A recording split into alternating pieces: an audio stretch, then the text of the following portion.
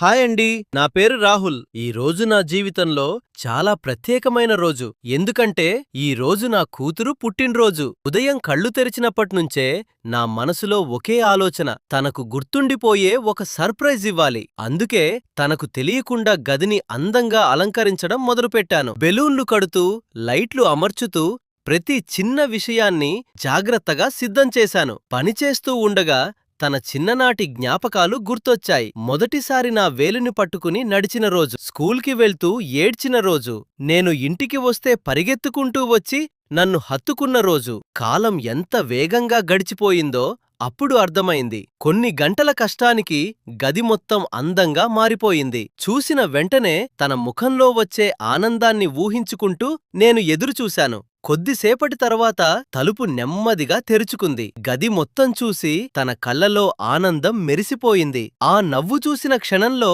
నా కష్టమంతా మరిచిపోయాను. నేను తన దగ్గరకు వెళ్లి హ్యాపీ బర్త్డే నా బంగారం అని చెప్పాను. మీరు కూడా నా కూతురికి హ్యాపీ బర్త్డే లావణ్య అని విష్ చేయండి. మీకు మీ నాన్న అంటే ఇష్టమైతే ఈ వీడియోని లైక్ చేయండి.